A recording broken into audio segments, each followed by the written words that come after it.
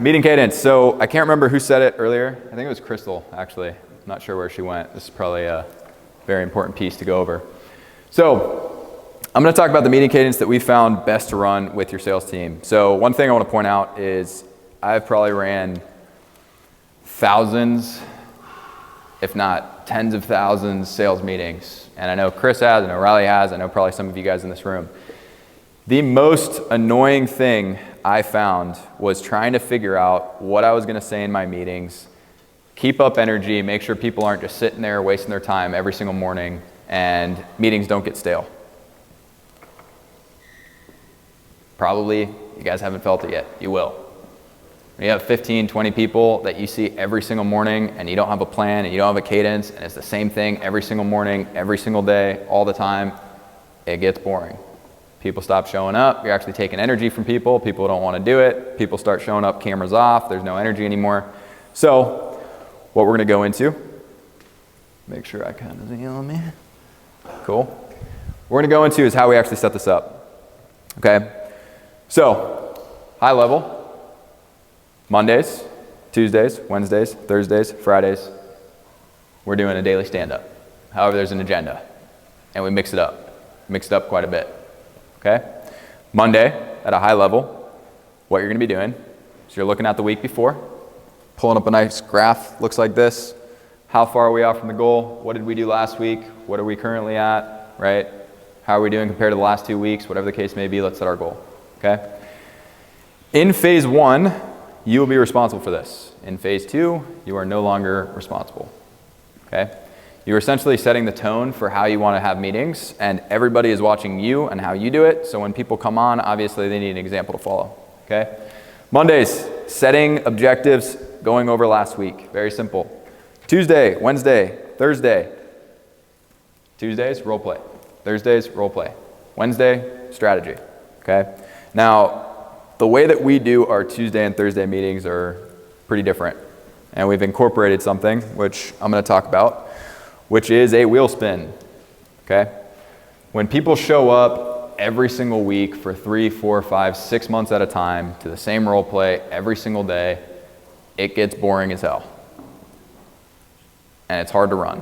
And your managers don't want to do it, you don't want to do it, nobody's getting better. So, what we did is we created 5 or 6 different types of role plays, and every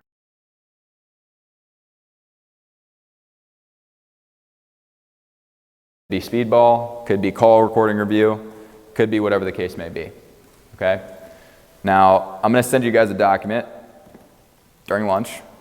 It has everything. It is explained on how we did everything, how it runs, the role play types, how you can run them, the meeting cadence, the schedule, the descriptions, the questions, everything. Just to give an example, if we spin this and it lands on call review, every rep needs to have a call ready in their back pocket, no matter what. They got to have a call ready, they have to be able to pull it out, and they have to be able to pull it out on the spot. So we spin the wheel, call review hits, Harrison's got a call, he's pulling it up, playing either the first 15 minutes or the last 15 minutes. Everybody's writing down notes, everybody's writing down what they want to say to him. Everybody's writing down what they like, what they don't like, whatever the case may be. Anybody on the team can get that, okay? What it's doing is it's giving a change it's not the same thing every single day, okay? Speedball, lands on speedball. Founder, whoever's running the show, pull out $100. All right, whoever wins speedball, $100. What speedball is? Objections. I say, hey, Caleb, don't have enough money. He has to answer. Thumbs up, thumbs down from whoever the sales team lead or manager is. Thumbs down, he's out. Thumbs up, he sends the next objection to whoever else. Just back and forth until the last person standing, okay? 1v2, one person versus 2 people, okay? Executive takeover, I'm running the basically head-to-head against whoever the best sales closer, whoever it is, okay? This wheel is to make things shift up. People can't come into the meeting just expecting to sit down, sit in front of somebody, and role play with them. We change it up. Wednesday's strategy, usually you're going to have your best individual on the team prepare something. They're going to know, hey, Monday, Allie, it's you. You've got Wednesday this week. You can come with anything. You're leading it. okay? Thursday, role play again. Friday, it's my favorite day. And honestly, there's some videos and stuff that I'll go into a little bit later. However, Fridays, we get to see if we hit goal or not, okay? And we've got a wheel for that too. And at Connected, we used to call it basically Wheel Spin Prize Friday. And essentially, we'd look, see if we hit our goal. If we hit our goal, somebody would get to step up, spin the wheel, whatever's on that wheel, they'd get. Bonus, commission increase for the weekends. Beers in the office. Beers in the office, yeah, whatever it is, okay? And I do have some videos of this, and they're actually hilarious, which you guys will see a little bit later, but there was nothing more demoralizing than getting to Friday, seeing a bunch of really awesome stuff on this wheel and not being able to spin it. Shame. Shame. It was great. It's powerful. It was great. It was amazing. And the point of this is, yes, you're creating a cool culture. Yes, you're getting people to develop each morning. You're not getting into the same stagnant, boring schedule. However, you're training the people a process that they can actually take over from you. You obviously can't be doing this the whole time. You can't do this when you have 30 people, 20 people, 10 people, 15 people. If you don't have a structure and you're not running this type of cadence, you can create this and turn it into whatever you want. But if they don't have something to follow, they can't do it. They're not gonna be able to do it. And guess what? When you go to 2 pods, yeah, you're not doing this stuff anymore. You'll come in Monday, set the goal. You'll come in Friday, review, right? The last thing that you're gonna basically delegate is that Friday meeting. Because if you're the head honcho, if you're the guy that everybody's trying to impress, you come in at the end of the week, they didn't hit their goal, not good. Setting the goal, it's okay. Your sales leads can handle that. But you're gonna delegate Tuesday, Thursday, Wednesday, almost immediately, okay? Mondays are gonna come next, and then you're gonna delegate Fridays. Okay? We're going to talk about the next phase of this in a little bit. Oh God, I think here it is. Oh, there's no sound. Oh. Actually, Yeah. Oh, 100%. That is hilarious. Put the mic on the computer. Cool. Sweet.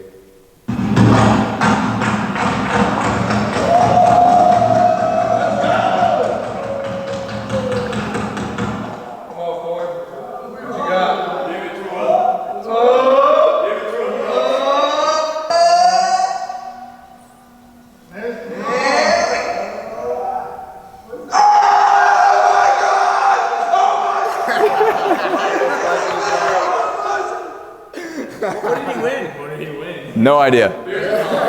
No idea. Yeah, we used to have these like smelling salts. I think that's what it was. Yeah. If there was a wheel spin where if it landed on it, the whole team got these like sniff salts. Boom boom sticks. Everyone went crazy over them because you smell them just absolutely lose your mind. that was a Shark Tank product. It was.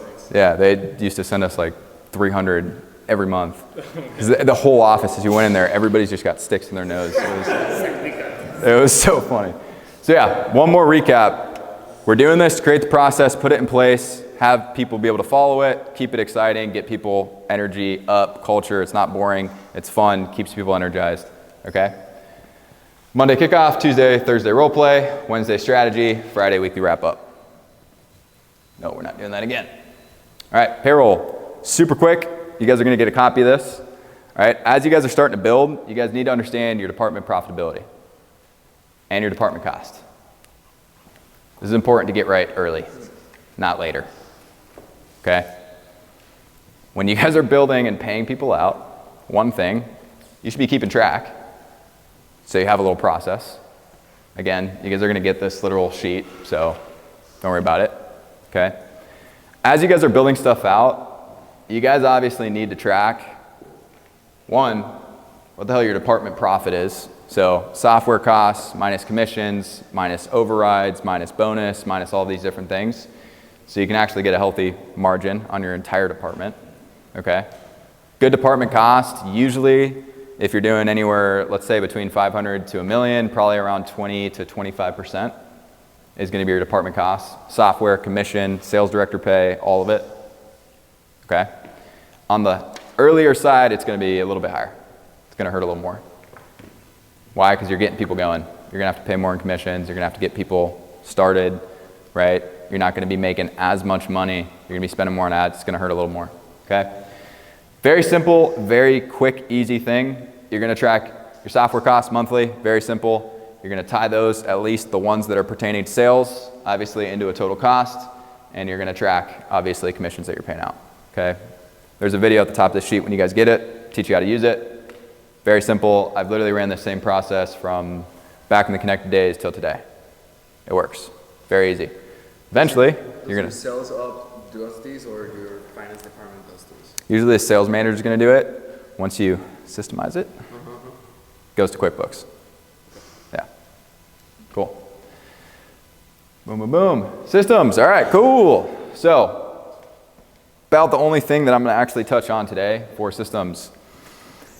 So you guys are probably wondering, like, okay, all this stuff, what's the cost? Like, what tech do I need to actually do this, to take a team from phase 1 to phase 3, whatever the case might be? Yeah, that's about it. It's about what you need. HubSpot, Pro Bundle, G Suite, QuickBooks, Zoom, Alloware, Lucid, Zapier, Slack. That's about it.